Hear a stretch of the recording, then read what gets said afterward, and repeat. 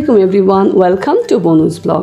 আপনারা নিশ্চয়ই আমার ভিডিও দেখে এতক্ষণে বুঝে গেছেন আমার আজকের ব্লগটি সাজানো হয়েছে ভাইরাল শাপলা পদ্ম রিসোর্ট নিয়ে। এই শাপলা পদ্ম রিসোর্টে যেতে হলে আপনাকে কিন্তু ভোর রাত থেকে প্রিপারেশন নিতে হবে। আমিও ঠিক সেই জন্যই ভোর 4টা বাজে উঠে কিভাবে রেডি হব, কিভাবে যাব, যেহেতু ফুলের রাজ্য বলে কথা রে ভাই, একটু সুন্দর করে লাল টুকটুক সাজ না দিলে কি চলে। ফাইনালি বাসা থেকে রেডি হয়ে রাতের অন্ধকারে দাঁড়িয়েছিলাম ভোর 5টা বাজে তখন সিএনজির জন্য। আমার বোন সিএনজি নিয়ে আমার বাসার সামনে আসবে। অনেকক্ষণ ওয়েট করার পর সে সিএনজি নিয়ে বাসার সামনে এলো। দেন আমরা সিএনজিতে উঠে পড়লাম এবং প্রায় ভোর হয়ে গিয়েছিল। আমরা কাছাকাছি চলে এসেছিলাম জিন্দা পার্কের। জিন্দা পার্ক হয়েই যেতে হবে। তো আমার বোন বললো এই জায়গাটা এতটা সুন্দর, এখানে দাঁড়িয়ে ছবি না তুললেও নাকি ওর মনই ভরবে না। তাই সে দাঁড়ালো, সিএনজিটাকে দাঁড় করিয়ে কিছু ছবি আমরা ক্যাপচার করে নিলাম এই জায়গাটাতে। পদ্ম শাপলা রিসোর্টে চাইলে আপনি ভেঙেও যেতে পারেন, যেহেতু অনেক ভোর রাতে এখানে রওনা দিতে হয়। তাই নিজস্ব গাড়ি হলে অনেক ভালো, নয়তো আমাদের মতো আপনারা সিএনজি রিজার্ভ করে যেতে পারেন। আমরা দুজন মানুষ সিএনজি রিজার্ভ করে গিয়েছিলাম, ভাড়া নিয়েছিল 500 টাকা।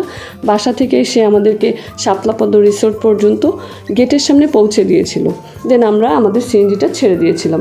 বাসা থেকে আমি 90% রেডি হয়েছিলাম, আর কিছু জিনিস আমি নিজে পড়তে পারছিলাম না, তাই আমি আমার ছোটো বোনের সাহায্যে সেগুলো একটু পরে নিয়েছিলাম। ও আমাকে একটু হেল্প করেছিল। দেন ওয়েট করছিলাম কতক্ষণে গিয়ে পৌঁছাবো আমরা, মানে ফুলের রাজ্য দেখবো আর কি। কখনো যেহেতু দেখিনি, আমি সো মাচ এক্সাইটেড ছিলাম।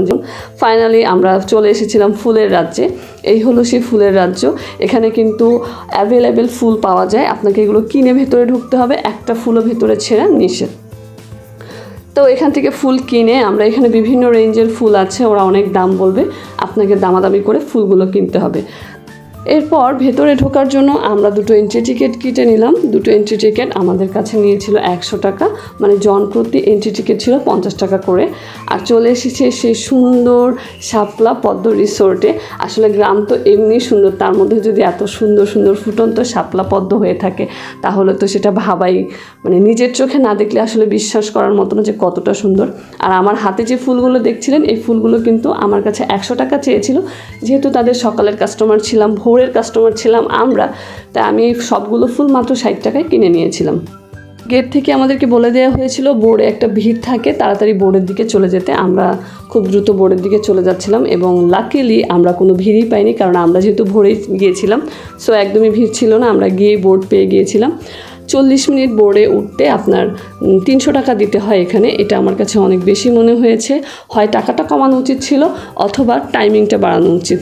1 ঘন্টা করলেও হয়তো মানা যেত। আপনারা যারা বাইরে থেকে ফুল না কিনে ভেতরে ঢুকবেন তারা কিন্তু ভেতর থেকেও ফুল কিনে নিতে পারেন। এখানে ওরা ভেতরেও কিন্তু ফুল বিক্রি করে। আর এই লোকেশনটা কিন্তু অনেক ইজি। সেটা হচ্ছে জিন্দা পার্ক চেনে না বাংলাদেশে এমন মানুষ খুঁজেই পাওয়া যাবে না। জিন্দা পার্ক থেকে মাত্র 2 মিনিট দূরত্বে হচ্ছে এই শাপলা পদ্ম রিসোর্ট। বর্তমানে শাপলা পদ্ম রিসোর্টটা এত পরিমাণ ফেমাস, ওখানে গেলে যে কেউই আপনাকে দেখিয়ে দেবে। তো আমাদের কিন্তু বোর্ডের জন্য কোনো লাইনই ধরতে হয়নি, কারণ ফার্স্টে আমি বলেছি আমরা অনেক সকালে গিয়েছিলাম। আমরা গিয়ে বোর্ড ভাড়া করে চলে যাচ্ছিলাম শাপলা পদ্মর ভিতরে, এবং মাঝখানে গিয়েছি শাপলা পদ্মের রাজ্যে এসেছি, পাবে যাব না সেটা তো হতে পারে না। আর আকাশটা এত পরিমাণ সুন্দর ছিল, সব মিলিয়ে জাস্ট ওয়াও একটা লোকেশন, ওয়াও একটা মোমেন্টস তৈরি হয়েছিল। আমার পিছনেই দেখতে পাচ্ছেন অনেক মানুষ কিন্তু সিরিয়াল ধরে দাঁড়িয়েছিল বোর্ডে ওঠার জন্য। এখন আপনাকে অনেক সিরিয়াল ধরতে হবে। আর এদিকে বোর্ডের লোকটাও বলছিল যে আপু আপনাদের সময় কিন্তু শেষ, সে কিন্তু আমাদেরকে অলরেডি পারে নিয়ে এসেছে, আমাদের এখন নামতে হবে। রোদও উঠে গিয়েছিল। আর এই হচ্ছে বিশাল সিরিয়াল। আমরা গিয়ে কোনো সিরিয়ালই পাইনি, কিন্তু আমরা নামার পরে অনেক সিরিয়াল এবং মানুষ কন্টিনিউয়াসলি আসছিল এবং পেছনে দাঁড়াচ্ছিল বোর্ডে ওঠার জন্য। এই আগে সিরিয়াল ধরবেন না, অবশ্যই টিকিটটা কেটে তারপরে সিরিয়ালে দাঁড়াবেন। টিকিট এখানে, এই যে ছাতার নিচে এখানে টিকিট বিক্রি করে।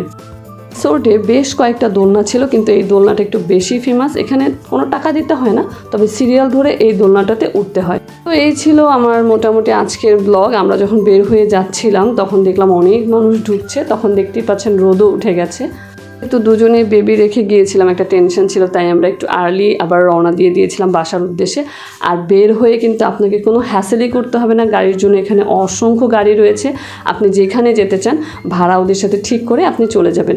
এখানে ডিরেক্ট রিজার্ভ সিএনজি পাওয়া যায়, তারপরে অটো আছে। এই অটো সিএনজিগুলো মূলত কুড়িল বিশ্ব রোড, কাঞ্চন ব্রিজ এবং নীলা মার্কেটে যায়। আপনারা চাইলে রিজার্ভ করে ঢাকা শহরের যে কোনো প্রান্তে নিয়ে আসতে পারবেন এগুলো। কিন্তু সেক্ষেত্রে ভাড়া একটু বেশি দিতে হবে এবং ভাড়া অবশ্যই আপনাকে দামাদামি করে তাদের সাথে ঠিক করতে হবে। আমার আজকের ব্লগটি এখানেই শেষ হচ্ছে। দেখা হবে আবারও নতুন কোনো ব্লগে। ধন্যবাদ। আসসালামু আলাইকুম।